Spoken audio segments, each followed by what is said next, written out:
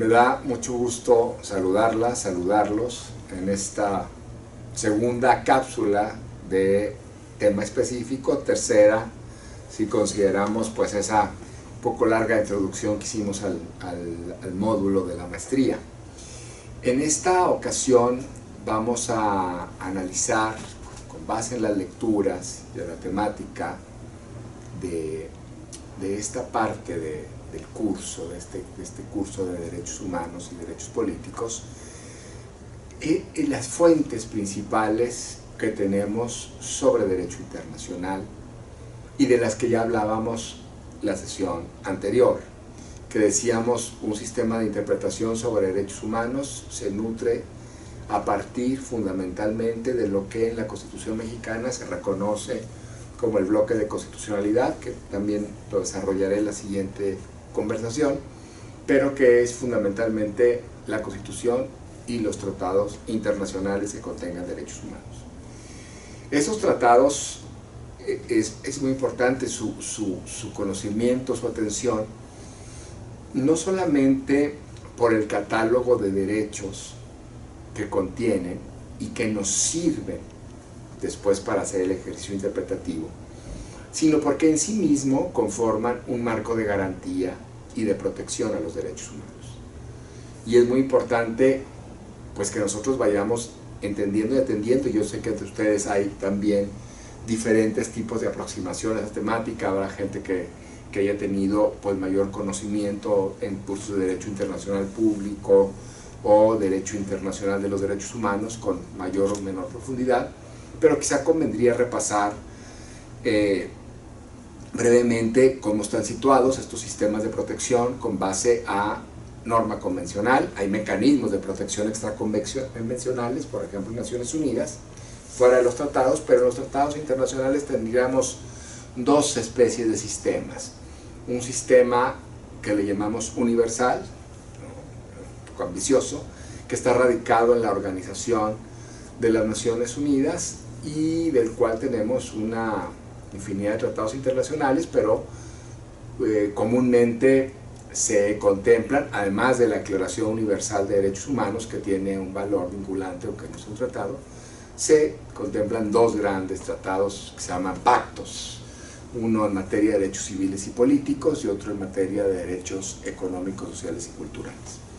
Y por otro lado tenemos los sistemas regionales. Los sistemas regionales son,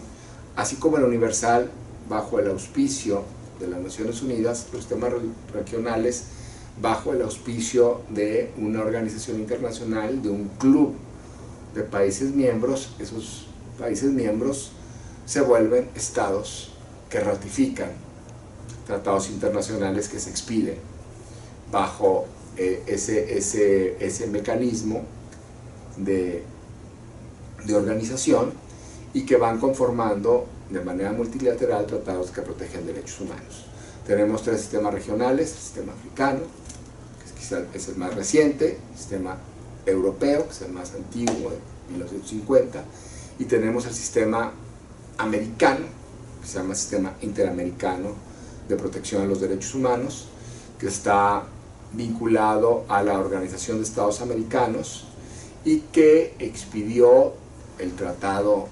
fundamental, que yo le llamo el tratado madre, digamos, del que se desprenden los sistemas y los demás tratados de protección de la persona.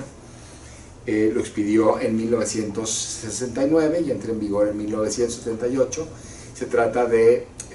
la Convención Americana sobre Derechos Humanos, conocida también como Pacto de San José. Y este tratado tiene una lista importante de derechos y tiene dos organismos de protección a los mismos: la Comisión Interamericana de Derechos Humanos y la Corte Interamericana de Derechos Humanos, con atribuciones diferenciadas, como ustedes verán en las lecturas. México tiene ya un camino andado con relación a estos organismos que vigilan, supervisan el cumplimiento de los derechos contenidos en la Convención Americana y que vigilan que los estados estén realmente comprometidos, pero que además también detonan un sistema de peticiones individuales. Si un estado suscribe la Convención Americana sobre Derechos Humanos y un sistema jurisdiccional si el Estado además decide aceptar la competencia de la Corte Interamericana. México suscribió el tratado en 1981 y aceptó la competencia contenciosa de la Corte Interamericana 17 años después,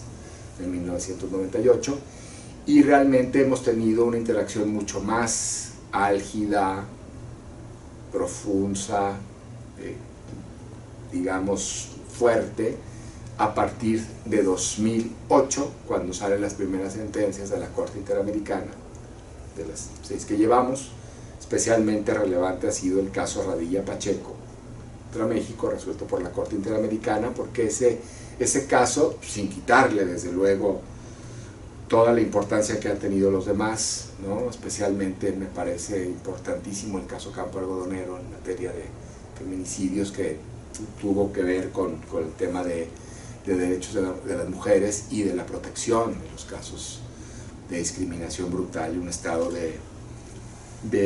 desprotección de un grupo tan importante. El caso Radilla cambia la concepción de la interpretación sobre los derechos humanos,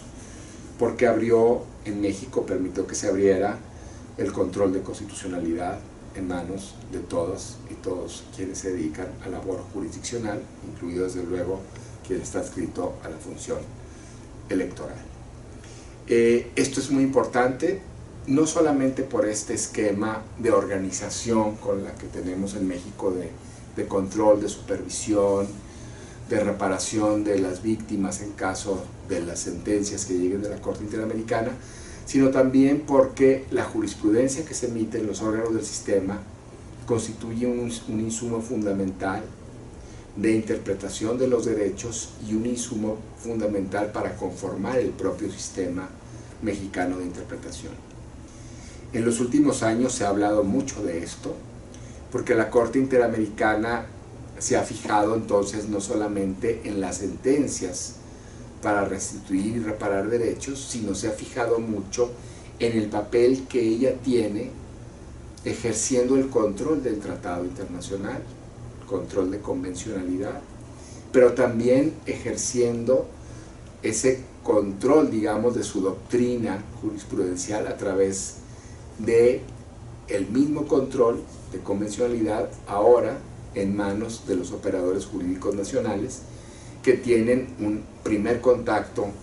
con, digamos, el tratado internacional, aplicándolo en los derechos humanos cotidianamente en el marco constitucional de los derechos humanos. Y eso se conoce como control de constitucionalidad difuso. Esto tiene que ver, desde luego, con el sistema de interpretación, de tal manera que estos organismos del sistema, muy especialmente la Comisión Interamericana, la Corte Interamericana, muy particularmente la jurisprudencia de la Corte Interamericana y la interpretación de los derechos, se incorporan al sistema de interpretación, como veremos a continuación. Muchas gracias.